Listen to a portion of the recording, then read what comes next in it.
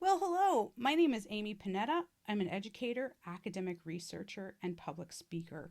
I'm here today to present the open sourced uh, American history text, American Yawp, and the first chapter, Indigenous America. American Yawp is a wonderful American history resource that's open access provided online by the Stanford University Press. And I hear that there may be a new revision to that coming out soon in summer of 2026. I am recording this now on at the end of June 2026, so we're awaiting that next edition for sure. But in the meantime, here we go.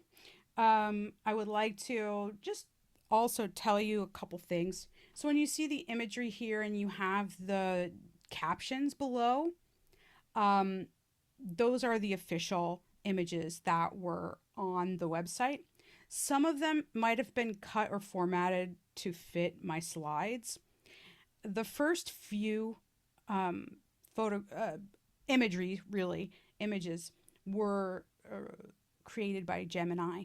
So just to be totally upfront about that, you won't see captions with those few from the beginning. I may stop every so often and provide some context, but other than that, I will be reading right from the website. So here we go. Introduction. Europeans called the Americas the New World, but for the millions of Native Americans they encountered, it was anything but. Humans have lived in the Americas for over 10,000 years. Dynamic and diverse, they spoke hundreds of languages and created thousands of distinct cultures. Native Americans built settled communities and followed seasonal migration patterns, maintained peace through alliances and warred with their neighbors, and developed self sufficient economies and maintained vast trade networks. They cultivated distinct art forms and spiritual values. Kinship ties knit their communities together. But the arrival of Europeans and the resulting global exchange of people, animal, places, and microbes, what scholars benignly call the Columbian Exchange, bridged more than 10,000 years of geographic separation, inaugurated centuries of violence, unleashed the greatest biological terror the world has ever seen, and revolutionized the history of the world. It began one of the most consequential developments in all of human history and the first chapter in the long American Yawp. The first Americans. American history begins with the first Americans, but where do their stories start? Native Americans pass stories down through millennia that tell of their creation and reveal the contours of indigenous belief. The Selenian people of present day California, for example, tell of a bald eagle that formed the first man out of clay and the first woman out of a feather. According to Lenape tradition, the earth was made when Sky Woman fell into a watery world and, with the help of muskrat and beaver, landed safely on a turtle's back, thus creating Turtle Island, or North America. A Choctaw tradition locates southeastern peoples' beginnings inside the Great Mother Mound earthwork, Nuniwaya, Nuniwaya, in the lower Mississippi Valley. Nawa people trace their beginnings to the place of the seven caves from which their ancestors emerged before they migrated to what is now Central America. America's indigenous peoples have passed down many accounts of their origins, written and oral, which share creation and migration histories. Archaeologists and anthropologists, meanwhile, focus on migration histories, studying artifacts, bones, and genetic signatures. These scholars have pieced together a narrative that claims that the Americas were once a new world for Native Americans as well. The last global ice age trapped much of the world's water in enormous continental glaciers. 20,000 years ago, ice sheets, some a mile thick, extended across North America as far south as modern day Illinois. With so much of the world's water captured in these massive ice sheets, global sea levels were much lower, and a land bridge connected Asia and North America across the Bering Strait. Between 12 and 20,000 years ago, native ancestors crossed the ice, waters, and exposed land be- between the continents of Asia and America. These mobile hunter gatherers traveled in small bands, exploiting vegetable, animal, and marine resources into the Beringian tundra at the northwestern edge of North America. DNA evidence suggests that these ancestors paused, perhaps for 15,000 years, in the expansive region between Asia and America.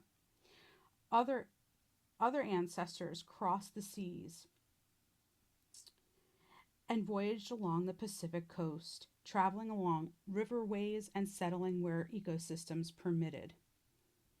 Glacial sheets receded around 14,000 years ago, opening a corridor to warmer climates and new resources.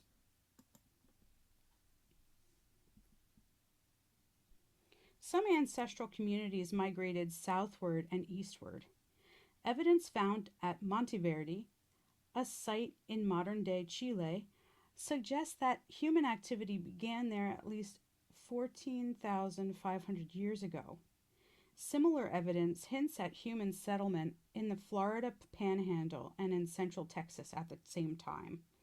On many points, archaeological and traditional knowledge sources converge. The dental, archaeological, linguistic, oral, ecological, and genetic evidence illustrates a great deal of diversity, with numerous groups settling and migrating over thousands of years, potentially from many different points of origin. Whether emerging from the earth, water, or sky, being made by a creator, or migrating to their homelands, modern Native American communities recount histories in America that date long before human memory. In the Southwest, Native groups exploited the great salmon-filled rivers. On the plains and prairie lands, hunting communities followed bison herds and moved according to seasonal patterns. In mountains, prairies, deserts, and forests, the cultures and ways of life of Paleo-era ancestors were as varied as the geography. These groups spoke hundreds of languages and adopted distinct cultural practices. Rich and diverse diets fueled massive population growth across the continent. I want to say something. I'm just going to back up a second here with the glaciers and the land bridge. You may find certain Indigenous, First Nations, or Native Americans, etc., that might claim that their people were not part of a land bridge, that they always originated on Turtle Island or always originated in what is known as North America now, and that the land bridge is not part of their history. And that spiritually and faith-based way of viewing where they came from, and often some of them will have those particular beliefs. Just to keep things in perspective here, that it's not always an accepted theory there. So now agriculture. Agriculture arose sometime between 9,000 and 5,000 years ago, almost simultaneously in the eastern and western hemispheres. Mesoamericans in modern-day Mexico and Central America relied on domesticated maize, or corn, to develop the hemisphere's first settled population around 1200 BCE, also known as before Common Era. Corn was high in caloric content, easily dried and stored, and in Mesoamerica's warm and fertile Gulf Coast could sometimes be harvested twice a year. Corn, as well as other Mesoamerican crops, spread across North America and continues to hold an important spiritual and cultural place in many Native communities. So we see here this lovely image on the left. The caption reads, "Prehistoric settlement in Warren County, Mississippi, mural by Robert Dafford depicting the King's Crossing archaeological site as it may have appeared in 1000 CE or Common Era. Vicksburg riverfront murals. Agriculture flourished in the fertile river valleys between the Mississippi River and the Atlantic Ocean, an area known as Eastern Woodlands. There, three crops in particular, corn, beans, and squash, known as the Three Sisters, provided nutritional needs necessary to sustain cities and civilizations. In woodland areas from the Great Lakes and the Mississippi River to the Atlantic coast, native communities managed their forest resources by burning underbrush to create vast park-like hunting grounds and to clear the ground for planting the Three Sisters. Many groups used shifting cultivation in which farmers cut the forest, burned the undergrowth, and then planted seeds in the nutrient-rich ashes. When crop yields began to decline, farmers moved to another field and allowed their land to recover and the forest to regrow before again cutting the forest, burning the undergrowth, and restarting the cycle. This technique was particularly useful in areas with difficult soil. In the fertile regions of the eastern woodlands, Native American farmers engaged in permanent, intensive agriculture using hand tools. The rich soil and use of hand tools enabled effective and sustainable farming practices, producing high yields without overburdening the soil. Typically, in woodland communities, women practiced agriculture while men hunted and fished. Agriculture allowed for dramatic social change, but for some, it also may have accompanied a decline in health. Analysis of remains reveals that societies transitioning to agriculture often experienced weaker bones and teeth. But despite these possible declines, agriculture brought important benefits. Farmers could produce more food than hunters, enabling some members of the community to pursue other skills.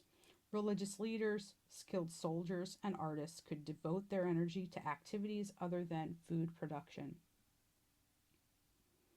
North America's indigenous peoples shared some broad traits. Spiritual practices, understanding of property, and kinship networks differed markedly from European arrangements. Most Native Americans did not neatly distinguish between the natural and the supernatural. Spiritual power permeated their world and was both tangible and accessible. It could be appealed to and harnessed. Kinship bound most Native North American people together. Most people lived in small communities tied by kinship networks. Many Native cultures understood ancestry as matrilineal. Family and clan identity proceeded along the female line through mothers and daughters rather than fathers and sons. Fathers, for instance, often joined mothers' extended families, and sometimes even a mother's brothers took a more direct role in child raising than biological fathers. Therefore, mothers often wielded enormous influence at local levels, and men's identities and influence often depended on their relationships to women. I want to pause here and just say that some indigenous groups were matrilineal. This is a point where you can go into further research. Does matrilineal necessarily mean matriarchal? So that's a point of research for you. Also, there are some indigenous groups that were patrilineal. Some of the Algonquian language groups of indigenous people are more patrilineal.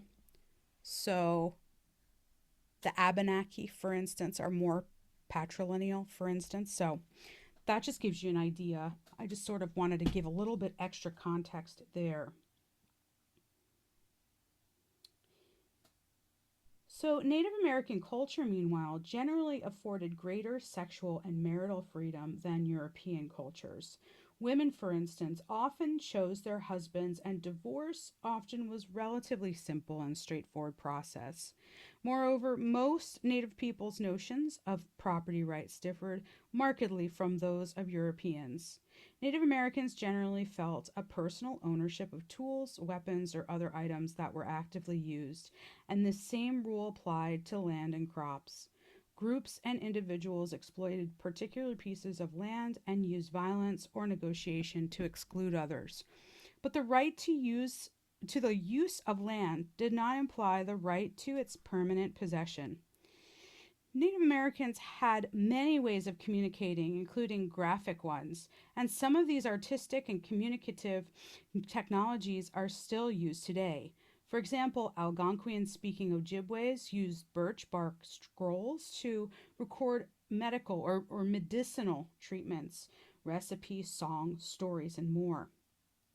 Other eastern woodland peoples wove plant fibers, embroidered skins with porcupine quills, and modeled the earth to make sites of complex ceremonial meaning. On the plains, artisans wove buffalo hair and painted on buffalo skins. In the Pacific Northwest, after the arrival of Europeans, weavers wove goat hair into soft textiles with particular patterns. Maya, Zapotec, and Nahua ancestors in Mesoamerica painted their histories on plant derived textiles and carved them into stone. In the Andes, Inca recorders noted information in the form of knotted strings, or quipu.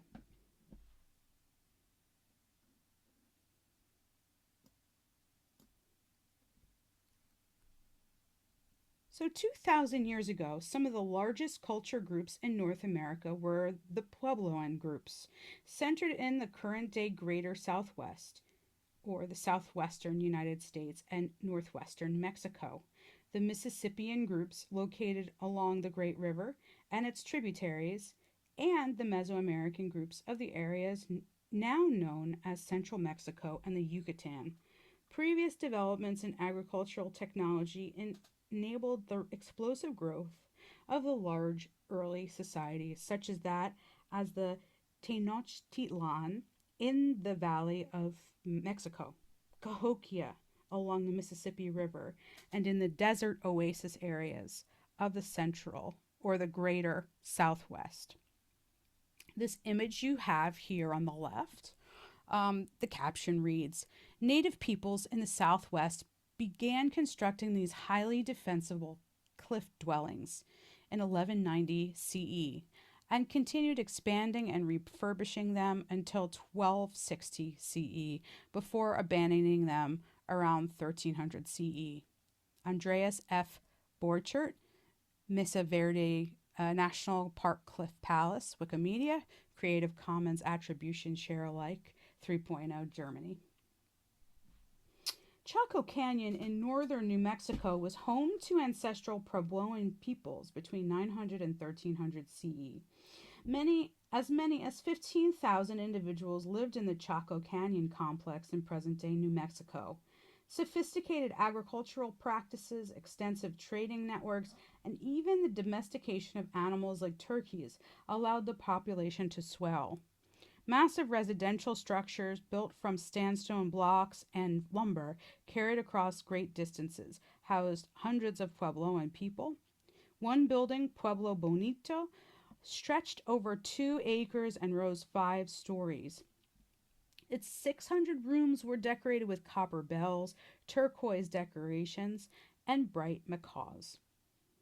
Homes like those at Pueblo Bonito included a small dugout room or kiva, which played an important role in a variety of ceremonies and served as an important center for Puebloan life and culture.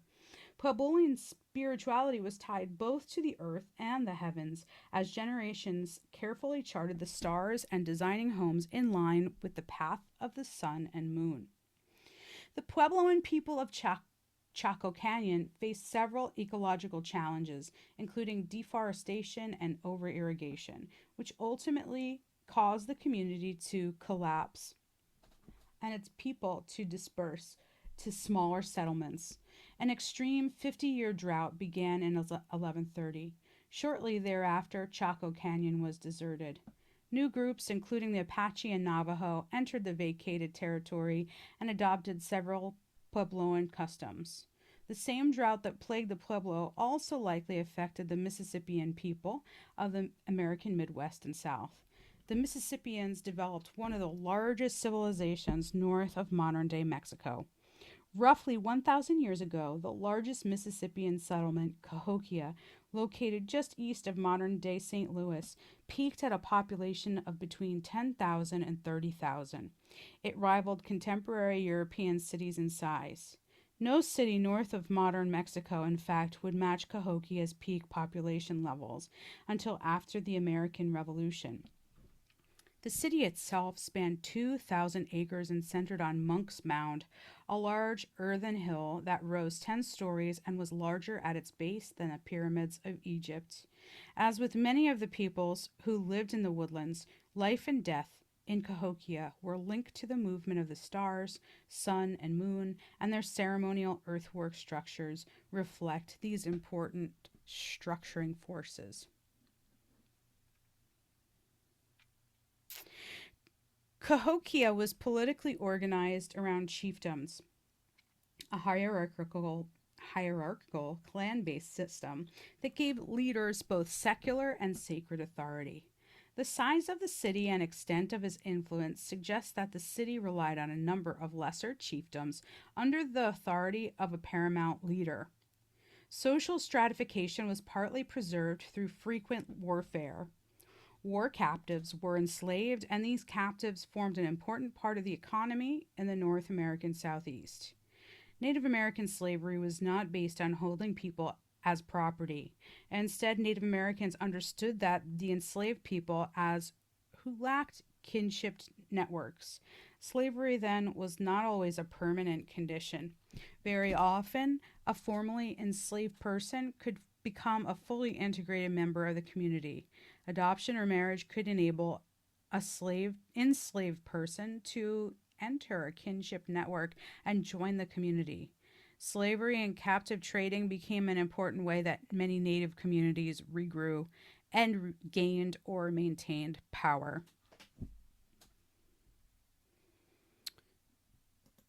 So if we look here, the image on the left, an artist's rendering of Cahokia as it may have appeared in 1150 CE, prepared by Bill Isminger and Mark Essere with artwork by Greg Harlan from the Cahokia Mounds State Historic Site. Around 1050, Cahokia experienced what one archaeologist has called a Big Bang, which included a virtually instantaneous and pervasive shift in all things political, social, and ideological. The population grew almost 500% in only one generation, and new people groups were absorbed into the city and its supporting communities. By 1300, the once powerful city had undergone a series of strains that led to collapse. Scholars previously pointed to ecological disaster or slow depopulation through immigration, but new research instead emphasizes mounting warfare or internal political tensions. Environmental explanations suggest that population growth placed too great a burden on the arable land. Others suggest that the demand for fuel and building materials led to deforestation, erosion, and perhaps an extended drought. Recent evidence, including defensive stockades, suggests that political turmoil among the ruling elite and threats from eternal enemies may explain the end of the once great civilization. North American communities were connected by kin, politics, and culture, and sustained by long-distance trading routes. The Mississippi River served as an important trade artery, but all the continent's waterways were vital to transportation and communication.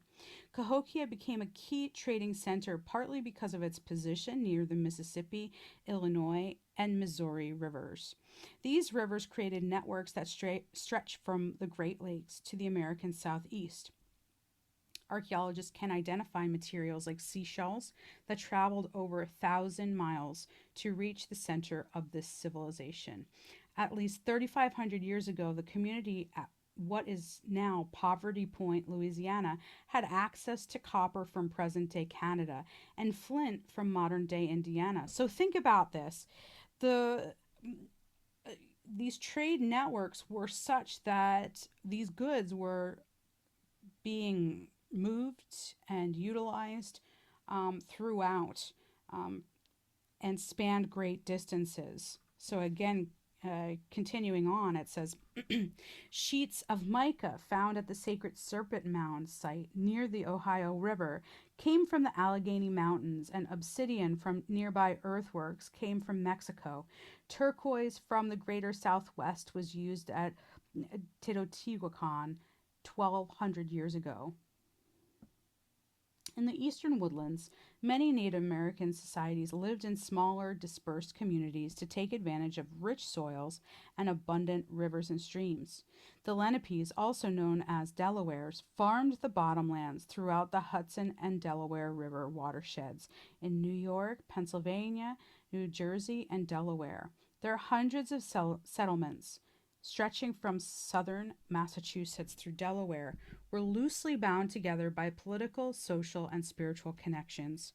Dispersed and relatively independent, Lenape communities were bound together by oral histories, ceremonial traditions, consensus-based political organization, kinship networks, and a shared clan system. Kinship tied to the various Lenape communities and clans together, and society was organized along matrilineal lines. Marriage occurred between clans, and a married man joined the clan of his wife. Lenape women wielded authority over marriages, households, and agricultural production, and may even have played a significant part in determining the selection of leaders called sachems. Sachems. Dispersed authority, small settlements, and kin-based organization contributed to the long-lasting stability and resilience of Lenape communities. One or more sachems governed Lenape communities by the consent of their people. Lenape sachems acquired their authority by demonstrating wisdom and experience. This differed from the hierarchical organization of many Mississippian cultures. Large gatherings did exist, however, as dispersed communities and their leaders gathered for ceremonial purposes or to make big decisions. Sachems spoke for their people in larger councils that included men, women, and elders. The Lenapes experienced occasional tensions with other indigenous groups, like the Iroquois to the north or the Susquehannock to the south. So I'm thinking of Susquehanna, Pennsylvania, for instance. Pretty much directly named after that group. But the lack of the defensive fortifications near Lenape communities convinced archaeologists that the Lenapes avoided large-scale warfare. So one thing, the Iroquois. The Iroquois, that's a term given to indigenous people from the French. So often Native people, indigenous people prefer not to use that term. Instead, they use Haudenosaunee or the Haudenosaunee Confederacy, made up of a number of different indigenous groups that are found in the area of New York State into Quebec and Ontario. So for instance, Mohawk, Oneida, Onondaga, etc. So Seneca and so forth. So, and also Iroquois could refer to a certain kind of language classification. Another thing is like Algonquian, that can also refer to a grouping of languages. If you think about it, into say, into the province of Quebec, for instance, some part of it is sort of divided up, where almost like half of it is sort of Haudenosaunee or Iroquois, and the other side is more like Abenaki, Algonquian. So it's interesting to think about. Um, and of course, I'm generalizing here, and I'm also thinking particularly in southern Quebec, where it's separated half and half. And if you follow that Quebec line down through the United States, you'll see those groups also in those places. Now, everything that I do say, feel free to do your own research to find out the truth for yourself, because there are many scholars, many experts out there, and some of them argue with each other, as they do in so many disciplines. So it's important for you could feel free to find out as much as you like about this and become really well versed on this. They're also talking about how lack of defensive fortification near Lenape communities convinced archaeologists that Lenapes avoided large scale warfare. I think about the Lenapes, and there's also the Delaware water gap there. Um, if the indigenous people are kind of sharing a waterway, you wouldn't want to be at war or at odds with other neighboring groups for very long, because your success and your survival depend on the resources found in and around the waterways and other resources. So it's best not to be at odds with the people who share the land and the water and the air. So continue. The continued longevity of Lenape societies, which began centuries before European contact, was also due to their skills as farmers and fishers. With the Three Sisters, Lenape women planted tobacco, sunflowers, and gourds. They harvested fruits and nuts from trees and cultivated numerous medicinal plants, which they used with great proficiency. The Lenapes organized their communities to take advantage of growing seasons and the migration patterns of animals and fowl that were part of their diet. During planting and harvesting seasons, Lenapes gathered in larger groups to coordinate their labor and take advantage of local abundance. As proficient fishers, they organized seasonal fish camps to net shellfish and catch shad. Lenapes wove nets, baskets, mats, and a variety of household materials from the rushes found along the streams, rivers, and coasts. They made their homes in some of the most fertile and abundant lands in the eastern woodlands and used their skills to create a stable and prosperous civilization. The first Dutch and Swedish settlers who encountered the Lenapes in the 17th century recognized Lenape prosperity and quickly sought their friendship. Their lives came to depend on it.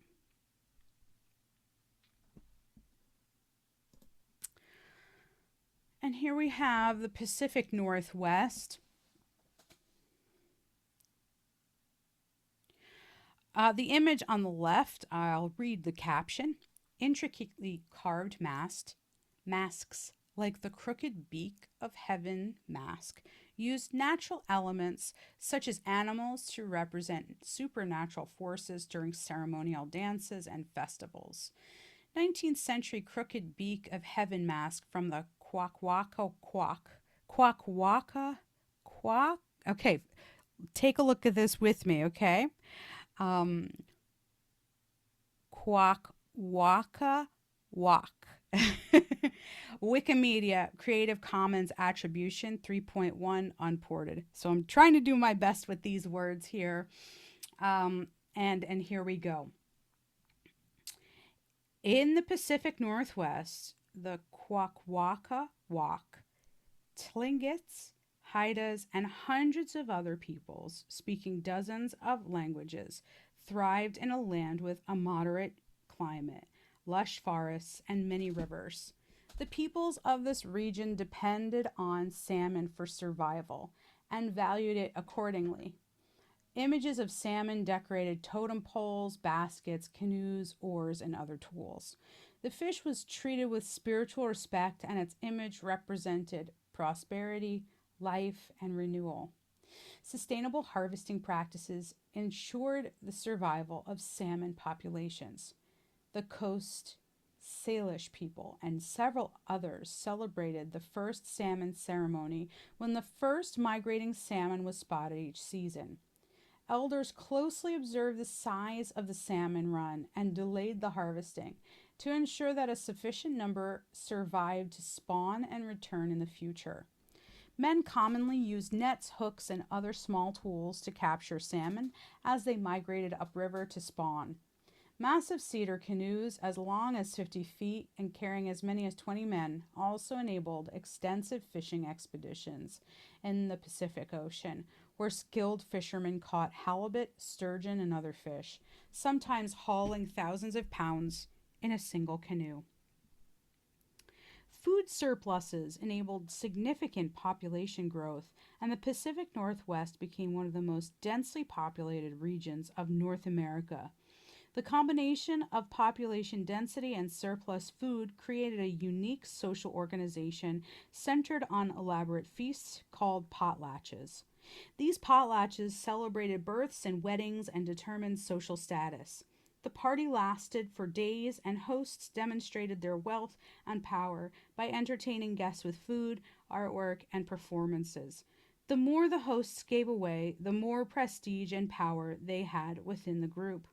Some men saved for decades to host an extravagant potlatch that would in turn give him greater respect and power within the community. Many people of the Pacific Northwest built elaborate plank houses out of the region's abundant cedar trees. The 500-foot-long Squamish Olamon House, or Old Man House, for instance, rested on the banks of Puget Sound.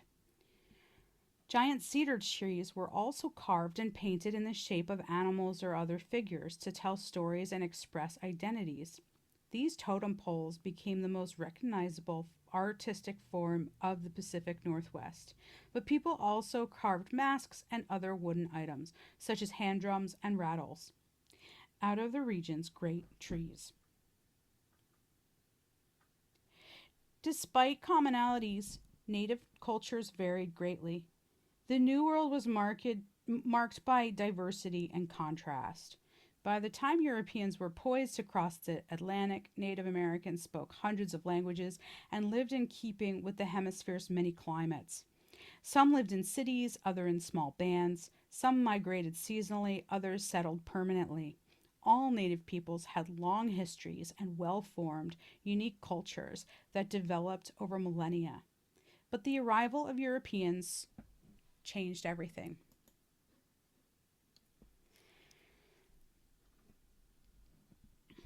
So our imagery here, again, it's shortened. It's to fit in the space here on the slide. The caption reads, "Engraving of 16th century Lisbon by Civitatis Orbis Terrarum, The Cities of the World," edited by George Braun, Colonia, 1572, Wikimedia. So I find these kinds of old, this is an old engraving, but old maps and things, really, really super interesting. So seafaring and exploration. Scandinavian seafarers reached the New World long before Columbus. At their peak, they sailed as far east as Constantinople and raided settlements as far south as North Africa. They established limited colonies in Iceland and Greenland, and around the year 1000, Leif Erikson reached Newfoundland, literally newfound land, in present-day Canada, but the Norse colony failed. Culturally and geographically isolated, the Norse were driven back to sea by some combination of limited resources, inhospitable weather, food shortages, and native resistance. Now, I think Leif Erikson is named as maybe one of the first to explore, but I believe that there were undocumented explorers that came, because in some of the accounts that are preserved now, they're still in existence, of many of the explorers and their dealings with the indigenous that they found there, there was a sense that the indigenous people had come in contact with people before in certain circumstances. Um, so there's almost a little bit of a familiarity with kind of communicating and working together. But again, you can look up those kinds of resources yourself. These are really interesting accounts that definitely warrant more time for sure. So then, centuries before Columbus, the Crusades linked Europe with wealth, power, and knowledge of Asia. Europeans rediscovered or adopted Greek, Roman, and Muslim knowledge. The hemispheric dissemination of goods and knowledge not only sparked the Renaissance but fueled long term European expansion. Asian goods flooded European markets, creating a demand for new commodities. This trade created vast new wealth, and Europeans battled one another for trade supremacy. Interestingly enough, speaking of the interest in Asian goods and the Renaissance, I think about classical music and art, architecture, and the like. Places like Venice in Italy, they sort of had this preoccupation with Asian culture. So hundreds of years ago, you'll see in different art forms this interest in Asian styles, Asian scenery, Asian characters. You can see this also in operas. Turandot is one, for instance, by Puccini in the 1800s. So just a little fun there. European nation states consolidated under the authority of powerful kings. A series of military conflicts between England and France, the Hundred Years' War, accelerated nationalism and cultivated the financial and military administration necessary to maintain nation states. In Spain, the marriage of Ferdinand of Aragon and Isabella of Castile consolidated the two most powerful kingdoms of the Iberian Peninsula. The Crusades had never ended in Iberia. The Spanish crown concluded centuries of intermittent warfare, the Reconquista, by expelling Muslim Moors and Iberian Jews from the Iberian Peninsula in 1492. Just as Christopher Columbus sailed west with new power, these new nations and their newly empowered monarchs yearned to access the wealth of Asia. So with the Crusades and this Christian need to assert themselves and have dominance, for me, then it gives us a little bit more context for perhaps why the missionaries might have been so passionate about going and delivering their word. Just that piece of the fact that the Crusades were happening beforehand. And then you have missionaries afterwards. And there's also missionaries and a sense of the missionary work and to minister to the indigenous people is a new thing. Now, not justifying that or pro, missionary work like that, but just interesting to think about. Seafaring Italian traders, so again with Italian, and by the way, Italy itself, Italy became a nation in 1861, like a unified nation. It was never really even unified under a monarchy before, but they had these separated city-states like Venice, Florence, Rome, Naples, and so forth, Sicily. And so they were separated, and they were not known as one Italian nation. But it gives you an idea, from the current day Italy. So seafaring Italian traders commanded the Mediterranean and controlled trade with Asia. Spain and Portugal, at the edges of Europe, relied on middlemen and paid higher prices for Asian goods. So you can see Portugal and Spain were furthest from Asia. So they wanted some of the Asian goods also, and were not so close. They sought a more direct route and so they looked to the Atlantic. Portugal invested heavily in exploration. From his estate on the Sagres Peninsula of Portugal, a rich sailing port, Prince Henry the Navigator, Infant Henry, Duke of Viseu, invested in research and technology and underwrote many technological breakthroughs. His investment bore fruit. In the 15th century, Portuguese sailors perfected the astrolabe, a tool to calculate latitude, and the caravel, a ship well suited for ocean exploration. Both were technological breakthroughs. The astrolabe allowed for precise navigation, and the caravel, unlike more common vessels designed for trading on the relatively placid Mediterranean, was a rugged ship with a deep draft capable of making lengthy voyages on the open ocean and, equally important, carrying large amounts of cargo while doing so.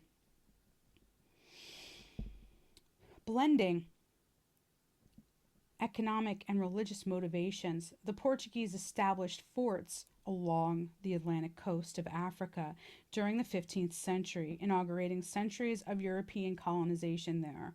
Portuguese trading posts generated new profits that funded further trade and further colonization. Trading posts spread across the vast coastline of Africa, and by the end of the 15th century, Vasco da Gama leapfrogged his way across the coasts of Africa to reach India and other lucrative Asian markets. The vagaries of ocean currents and the limits of contemporary technology forced Iberian sailors to sail west into the open sea before cutting back east to Africa. In doing so, Spanish and Portuguese stumbled on several islands off the coast of Europe and Africa, including the Azores, the Canary Islands, and the Cape Verde Islands. They became training grounds for the later colonization of the Americas and saw the first large-scale cultivation of sugar by enslaved laborers. Sugar was originally grown in Asia, but became a popular, widely profitable luxury item consumed by the nobility of Europe. The Portuguese learned the sugar growing process from Mediterranean plantations started by Muslims using imported enslaved labor from southern Russia and Islamic countries. Sugar was a difficult crop. It required tropical temperatures, daily rainfall, unique soil conditions, and a 14-month growing season. But on the newly discovered, mostly uninhabited Atlantic islands, the Portuguese had found new defensible land to support sugar production. New patterns of human and ecological destruction followed. Isolated from the mainlands of Europe and Africa for millennia, Canary Island natives, known as Guanches, were enslaved or perished soon after Europeans arrived. This demographic disaster presaged the demographic results for the Native American populations upon the arrival of the Spanish. Portugal's would-be planters needed workers to cultivate the difficult, labor-intensive crop. They first turned to the trade relationships that Portuguese merchants established with African city-states in Senegambia along the Gold Coast, as well as kingdoms of Benin, Congo, and Ndongo. The Portuguese turned to enslaved Africans from the mainland as labor source for these island plantations. At the beginning of this Euro-African slave trading system, African leaders traded war captives, who by custom forfeited their freedom if captured during battle, for Portuguese guns, iron, and manufactured goods. It is important to note that slaving in Africa, like slaving among Indigenous Americans, bore little resemblance to the chattel slavery of the antebellum United States. From bases along the Atlantic coast, the Portuguese began purchasing enslaved people for export to the Atlantic islands of the Madeira, the Canaries, and the Cape Verdes to work the sugar fields. Thus were born the first great Atlantic plantations. A few decades later, at the end of the 15th century, the Portuguese plantation system, developed on the island of São Tomé, became a model for the plantation system as it was expanded across the Atlantic. So here we have a very interesting map, right, on the left side. By the 15th century, this is the caption, the Portuguese had established forts and colonies on islands and along the rim of the Atlantic Ocean. Other major European countries soon followed in step. An anonymous cartographer created this map known as the Cantino map, the earliest known map of European exploration in the New World, to depict these holdings and argue for the greatness of his native Portugal. Cantino Planisphere, 1502. Biblioteca Estense, Modena, Italy, Wikimedia. So, Spain too stood on the cutting edge of maritime technology. Spanish sailors had become masters of the caravels. As Portuguese consolidated control over African trading networks and the circuitous eastbound sea route to Asia, Spain yearned for its own path to empire. Christopher Columbus, a skilled Italian-born sailor, again from, I believe, a center of what's known as Italy now, called Genoa, or Genova, who had studied under Portuguese navigators, promised just that opportunity. Educated Asians and Europeans of the 15th century knew the world was round. They also knew that while it was therefore technically possible to reach Asia by sailing west from Europe, therefore avoiding Italian or Portuguese middlemen, the Earth's vast size would doom even the greatest caravels to starvation and thirst long before they ever reached their destination. But Columbus underestimated the size of the globe by a full 2/3 and therefore believed it was possible. After unsuccessfully shopping his proposal expedition in several European courts, he convinced Queen Isabella and King Ferdinand of Spain to provide him 3 ships, which set sail in 1492. Columbus was both confoundingly wrong about the size of the earth and spectacularly lucky that 2 large continents lurked in his path. On October 12, 1492, after 2 months at sea, the Nina, Pinta, and Santa Maria and their 90 men landed in the modern-day Bahamas. The indigenous Arawaks, or Taino, populated the Caribbean islands. Now, when we say Arawaks, I believe that is Arawak-speaking people. It's a kind of a grouping of languages there. The Taino people are part of the Caribbean and part of the Central America here. It's very interesting to note that if you are Puerto Rican or have Puerto Rican ancestry, most Puerto Ricans do have Taino ancestry. And so when we think about cultures that they say were wiped off the face of the earth, terrible way to put it, but I don't think that's true because the ancestry still runs deep, and those people were not wiped off the face of the earth. I think that one of the troubles that we have when we study indigenous cultures is the fact that it's so pervasive that apparently, in one fell swoop, the Europeans came in there and massacred everyone and all of the native people are gone. And that's not the case because we know of so many reserves that are still there, cultures that are thriving, cultures that are surviving, cultures that are in need of help, and some that are actually flourishing quite well. It's a very interesting thing. If you ever take a look at Peter Santinello's videos, he sits and walks and talks and tours with Native people, especially in the United States, and you can get kind of a glimpse of what their lifestyle is like, and some live in very tough conditions, and some are actually flourishing and quite wealthy. It's a very interesting series that he put together. But it is important to know, I think it does a disservice to think that the Europeans came in and massacred everyone and there's nobody around anymore, which is totally not accurate. There are times when there were massacres in certain local areas, and certain times maybe they weren't all killed. Um, and also there's a sense that a disease killed off everybody, which wasn't true either. That there are and were still people that survived this. So, because we think of the native people sometimes as people of the past, which again they still live on cur- currently now as well, and should be thought about and respected, and not ignored, and not treated as if they're invisible and don't exist anymore, which is a huge problem.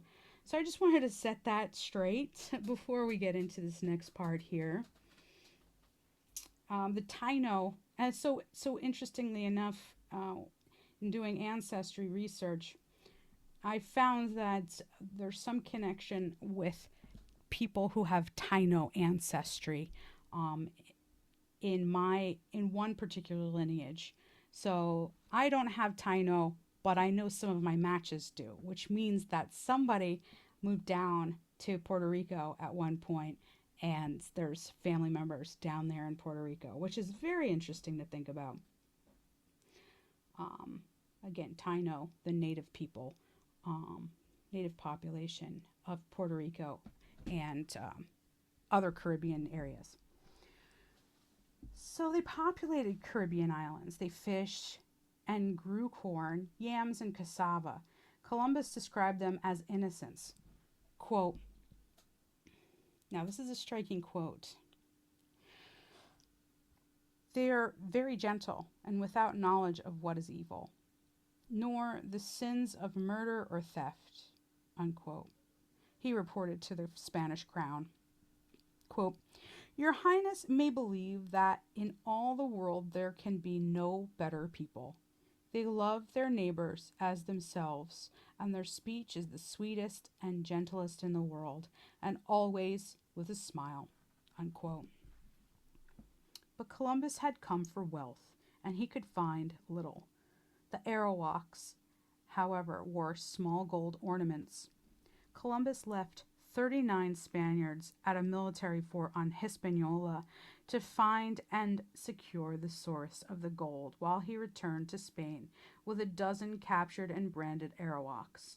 Columbus arrived to great acclaim and quickly worked to outfit a return voyage. Spain's New World motives were clear from the beginning. If outfitted for a return voyage, Columbus promised the Spanish crown gold and enslaved laborers. Columbus reported, quote, With 50 men, they can all be subjugated and made to do what is required of them, unquote. Yeah, it's quite something what he has said. There's an interesting book. The title and the author escape me, but perhaps if you do kind of a Google search, you can come up with it. But about the native people who actually found their way over to Europe, whether it is for slavery purposes or perhaps they were brought over, or some were even kidnapped, and that they would be walking around in European cities and villages and things, and it's interesting to think about. We might think about the Europeans here in North America, but we don't think about the native people in Europe or other places. Columbus was outfitted with 17 ships and over 1,000 men to return to the West Indies. Columbus made 4 voyages to the New World. Still believing he had landed in the East Indies, he promised to reward Isabella and Ferdinand's investment. But when material wealth proved slow in coming, the Spanish embarked on a vicious campaign to extract every possible ounce of wealth from the Caribbean. The Spanish decimated the Arawaks. Bartolomé de las Casas traveled to the New World in 1502 and later wrote, quote, I saw with these eyes of mine the Spaniards for no other reason but only to gratify their bloody mindedness cut off the hands, noses, and ears, both of Indians and Indianness, or Indianesses, unquote. You can hear that quote, Indianness, to get rid of the Indianness, in legislation, for instance, in Canada in the 18th century. So it's or 19th century, I should say, 19th century, perhaps even maybe in the early 20th century. It's really, really quite striking.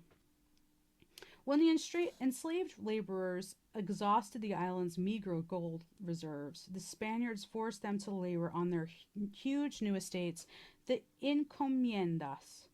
Las Casas described European barbarities in cruel detail. By presuming the natives had no humanity, the Spaniards utterly abandoned theirs. Casual violence and dehumanizing exploitation ravaged the Arawaks. The indigenous population collapsed. Within a few generations, the whole island of Hispaniola had been depopulated and a whole people exterminated. Historians estimated of the island's pre-contact population range from fewer than 1 million to as many as 8 million. Las Casas estimated it at 3 million. In a few short years, they were gone. Quote, "Who in future generations will believe this?" Unquote, Las Casas wondered. Quote, "I myself, writing it as a knowledgeable eyewitness, can hardly believe it." Unquote. Despite the diversity of native populations and the existence of several strong empires, Native Americans were wholly unprepared for the arrival of Europeans. Biology magnified European cruelties. Cut off from the Old World, its domesticated animals, and its immunological history, Native Americans lived free from the terrible diseases that ravaged populations in Asia, Europe, and Africa. But their blessing now became a curse. Native Americans lacked the immunities that Europeans and Africans had developed over centuries of deadly epidemics. So when Europeans arrived carrying smallpox, typhus, influenza, diphtheria, measles, and hepatitis, plagues decimated native communities. Many died in war and slavery, but millions died in epidemics. All told, in fact, some scholars estimate that as much as 90% of the population of the Americas perished within the first century and a half of European contact. So the crucial part, some scholars. So you would want to look that figure up. You might want to do your own research and see about that figure if all scholars agree with that figure. Though ravaged by disease and warfare, Native Americans forged middle grounds, resisted with violence, accommodated and adapted to the challenges of colonialism, and continued to shape the patterns of life throughout the New World for hundreds of years. But Europeans kept coming. And now we're on to part 4, Spanish exploration and conquest. So here we have the image on the left. It's the caption reads, El Castillo Pyramid of Kukulkan in Chichen Itza. Photographed by Daniel Schwen. Wikimedia, Creative Commons Attribution, Share Alike 4.0 International. So from the text. As news of the Spanish conquest spread, wealth-hungry Spaniards poured into the New World seeking land, gold, and titles. A new world empire spread from Spain's Caribbean foothold. Motives were plain, said one soldier, quote, "We came here to serve God and the king and also to get rich," unquote.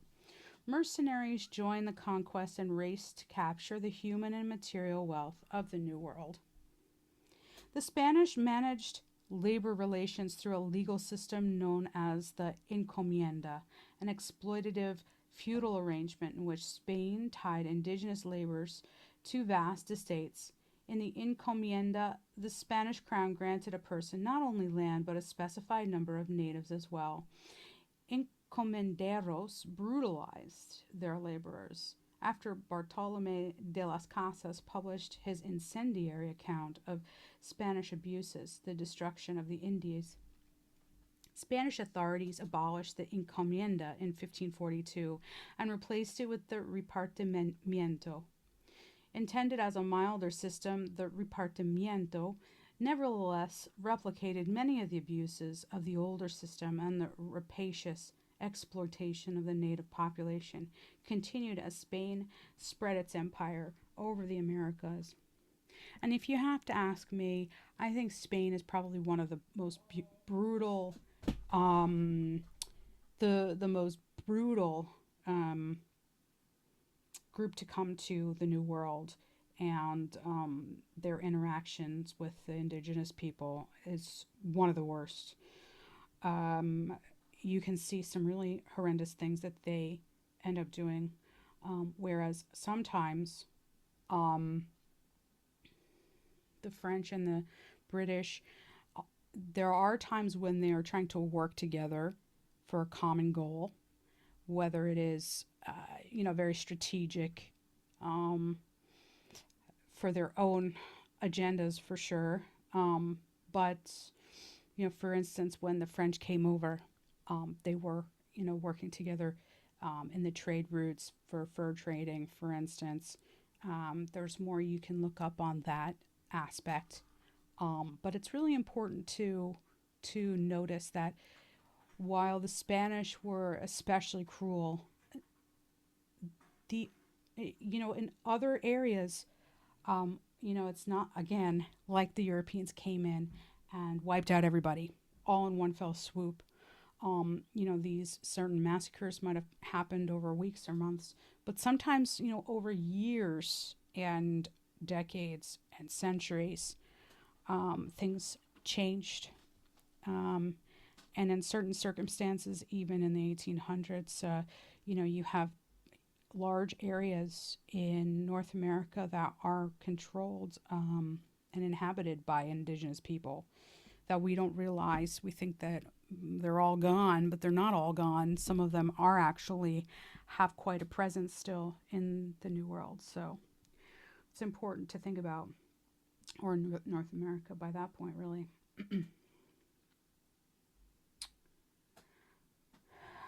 So, as Spain's New World empire expanded, Spanish conquerors met the massive empires of Central and South America, civilizations that dwarfed anything found in North America. In Central America, the Maya built massive temples, sustained large populations, and constructed a complex and long-lasting civilization with a written language, advanced mathematics, and stunningly accurate calendars. But Maya civilization, although it had not disappeared, nevertheless collapsed before European arrival, likely because of droughts and unsustainable agricultural practices. But the eclipse of the Maya only heralded the later rise of the most powerful native civilization ever seen in the Western Hemisphere, the Aztecs.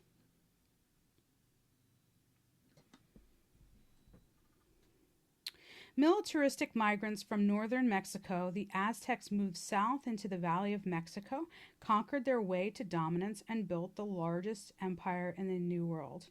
When the Spaniards arrived in Mexico, they found a sprawling civilization centered around Tenochtitlan, an awe-inspiring city built on a series of natural and man-made islands in the middle of Lake Texcoco.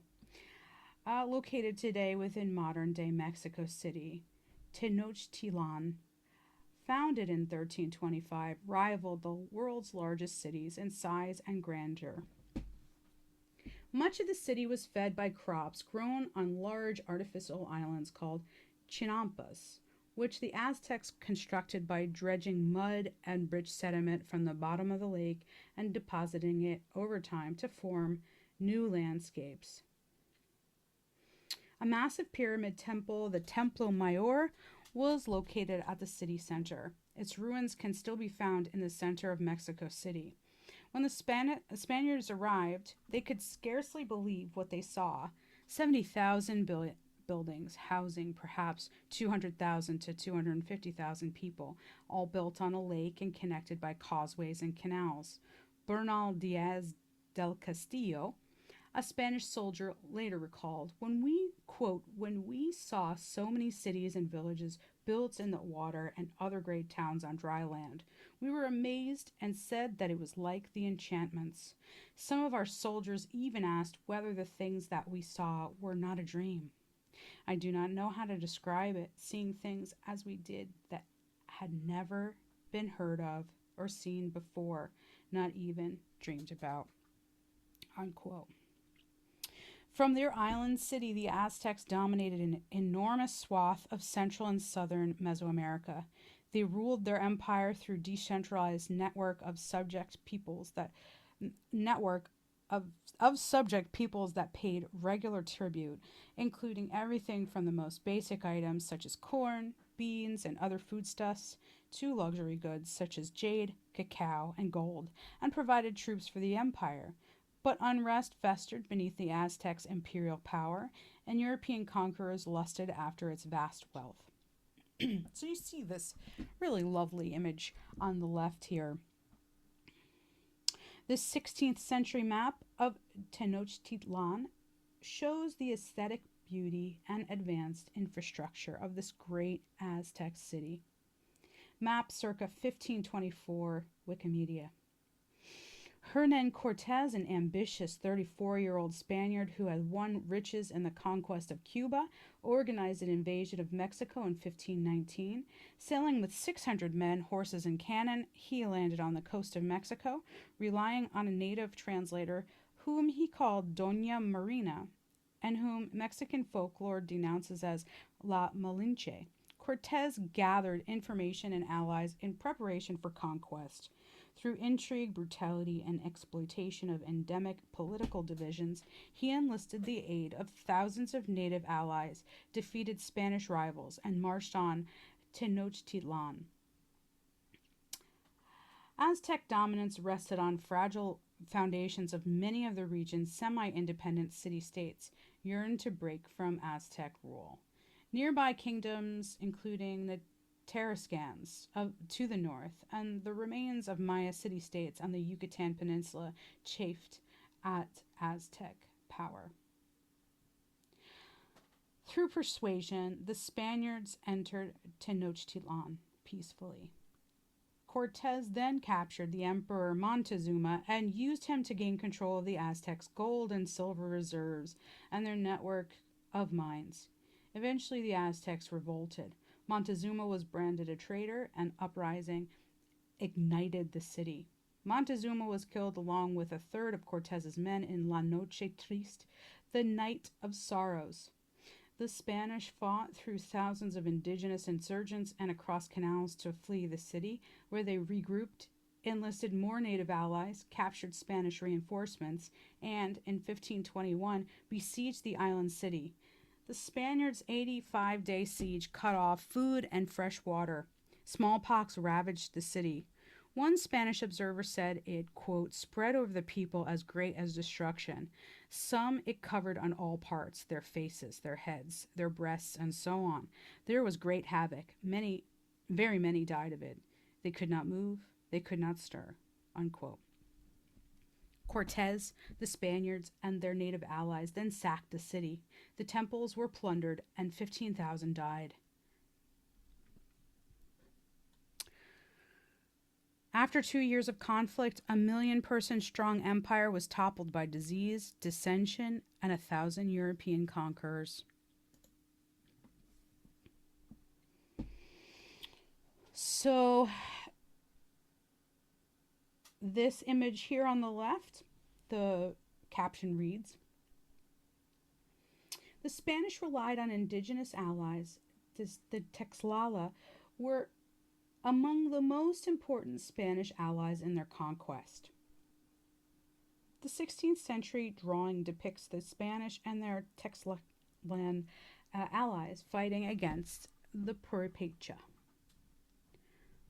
Farther south along the Andes Mountains in South America, The Quechuas, or Incas, managed the vast mountain empire from their capital of Cusco in the Andean highlands. Through conquest and negotiation, the Incas built an empire that stretched around the western half of the South American continent, from present day Ecuador to central Chile and Argentina. They cut terraces into the sides of mountains to farm fertile soil, and by the 1400s they managed 1,000 miles of Andean roads that tied together perhaps 12 million people. So again, this is way before Columbus came to that side of the world, of course. But like the Aztecs, unrest between the Incas and the conquered groups created tensions and left the empire vulnerable to invaders. Smallpox spread in advance of Spanish conquerors and hit the Incan Empire in 1525. Epidemics ravaged the population, cutting the empire's population in half and killing the Incan emperor Huayna Capac and many members of his family. A bloody war of succession ensued. Inspired by Cortez's conquest of Mexico, Francisco Pizarro moved south and found an empire torn by chaos. With 168 men, he deceived Incan rulers, took control of the empire, and seized the capital city, Cusco. In 1533, disease, conquest, and slavery ravaged the remnants of the Incan Empire. After the conquests of Mexico and Peru, Spain settled into its new empire. A vast administrative hierarchy governed the new holdings. Royal appointees oversaw an enormous territory of landed estates, and indigenous laborers and administrators regulated the extraction of gold and silver and oversaw their transport across the Atlantic in Spanish galleons. Meanwhile, Spanish migrants poured into the New World. During the 16th century alone, 225,000 migrated, 750,000 came during the entire 3 centuries of Spanish colonial rule. Spaniards, often single, young, and male, immigrated for the various promises of land, wealth, and social advancement. Laborers, craftsmen, soldiers, clerks, and priests all across the Atlantic in large numbers. Indigenous people, however, always outnumbered the Spanish, and the Spaniards, by both necessity and design, incorporated Native Americans into colonial life. This incorporation did not mean equality, however. An elaborate racial hierarchy marked Spanish life in the New World. Regularized in the mid-1600s but rooted in medieval practices, the Sistema de Castas organized individuals into various racial groups based on their supposed purity of blood. Elaborate classifications became almost prerequisites for social and political advancement in Spanish colonial society. Peninsulares, Iberian-born Spaniards, or Españoles, occupied the highest levels of administration and acquired the greatest estates. Their descendants, the New World-born Spaniards, or Criollos, occupied the next rung and rivaled the Peninsulares for wealth and opportunity. Mestizos, a term used to describe those of mixed Spanish and indigenous heritage, followed. So now we have the image on the left. And the caption reads, Casta paintings illustrated the various degrees of intermixture between colonial subjects, defining them for Spanish officials. Unknown artist, Las Castas, Museo Nacional del Virreinato, Tepoztlán, Mexico. Like the French later in North America, the Spanish tolerated and sometimes even supported interracial marriage. There were simply too few Spanish women in the New World to support the natural growth of purely Spanish population. The Catholic Church endorsed interracial marriage as a moral bulwark against bastardy and rape. By 1600, mestizos made up a large portion of the colonial population. By the early 1700s, more than 1/3 of all marriages bridged the Spanish indigenous divide. Separated by wealth and influence from by the Peninsulares and Criollos, mestizos typically occupied a middling social position, so like sort of a middle class, a little bit more comfortable status there in Spanish New World society. They were not quite indios or indigenous people, but their lack of limpieza de sangre or pure blood removed them from the privileges of full-blooded Spaniards. Spanish fathers of sufficient wealth and influence might shield their mestizo children for racial prejudice, and a number of wealthy mestizos married Españoles to whiten their family lines. But more often, mestizos were confined to a middle station in the Spanish New World. Enslaved and indigenous people occupied the lowest rungs of the social ladder. Many manipulated the sistema de castas to gain advantages for themselves and their children. Mestizo mothers, for instance, might insist that their mestizo daughters were actually castizas, or quarter indigenous, who, if they married a Spaniard, could, in the eyes of the law, produce pure Criollo children, entitled to the full rights and opportunities of Spanish citizens. But passing was an option only for the few. Instead, the massive native populations within Spain's New World empire ensured a level of cultural or racial mixture. The mestiaje, unparalleled in British North America, Spanish North America wrought a hybrid culture that was neither fully Spanish nor fully indigenous. The Spanish not only built Mexico City atop Tenochtitlan, but food, language, and families were also constructed on indigenous foundations. In 1531, a poor indigenous man named Juan Diego reported that he was visited by the Virgin Mary, who came to him as a dark-skinned Nahuatl-speaking indigenous woman. Reports of miracles spread across Mexico, and the Virgen de Guadalupe, or Virgin of Guadalupe, became a national icon for the new Mestizo society. So here we have the Our Lady of Guadalupe, and the caption that says, Our Lady of Guadalupe is perhaps the most culturally important and extensively reproduced Mexican Catholic image. In the iconic depiction, Mary stands atop the tilma, or peasant cloak, of Juan Diego, on which, according to his story, appeared the image of the Virgin of Guadalupe. Throughout Mexican history, the story and image of Our Lady of Guadalupe has been a unifying national symbol. Mexican retablo of Our Lady of Guadalupe, 19th century in El Paso Museum of Art, Wikimedia. From Mexico, Spain expanded northward, lured by the promises of gold and another Tenochtitlan. Spanish expeditions scoured North America for another wealthy indigenous empire. Huge expeditions resembling vast, moving communities composed of hundreds of soldiers, settlers, priests, and enslaved people with enormous numbers of livestock moved across the continent. Juan Ponce de Leon, the conqueror of Puerto Rico, landed in Florida in 1513 in search of wealth and enslaved laborers. Alvar Núñez Cabeza de Vaca joined the Narvaez expedition to Florida a decade later, but was shipwrecked and forced to embark on a remarkable multi-year odyssey along the coast of the Gulf of Mexico and Texas and to Mexico.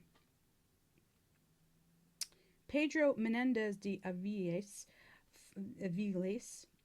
founded St. Augustine, Florida, in 1565, and it remains the oldest continuously occupied European settlement in the present-day United States.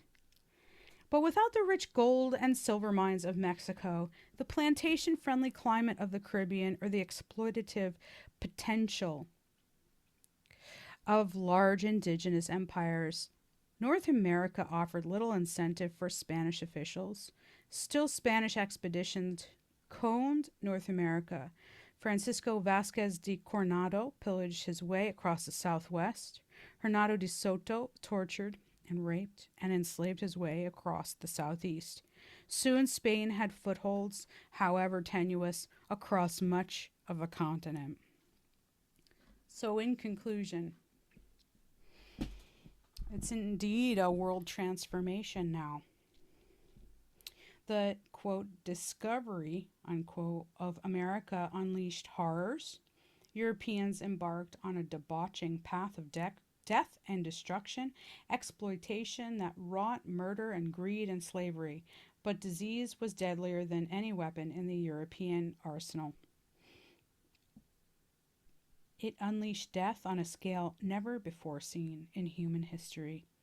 Estimates of the population of pre-Columbian America range wildly. Some argue for as much as 100 million, some as low as 2 million. So again, another chance to do a little research and see what figure seems to be more plausible. In 1983, Henry Dobbins put the number at 18 million. Whatever the precise estimates, nearly all scholars tell the utter devastation wrought by European disease. Dobbins estimated that the first 130 years following European contact, 95% of Native Americans perished. At worst, Europe's Black Death peaked at death rates of 35%. Nothing else in history rivals the American demographic disaster. A 10,000-year history of disease hit the New World in an instant. Smallpox, typhus, bubonic plague, influenza, mumps, measles, pandemics ravaged populations up and down the continents. Wave after wave of disease crashed relentlessly. Disease flung whole communities into chaos. Others it destroyed completely.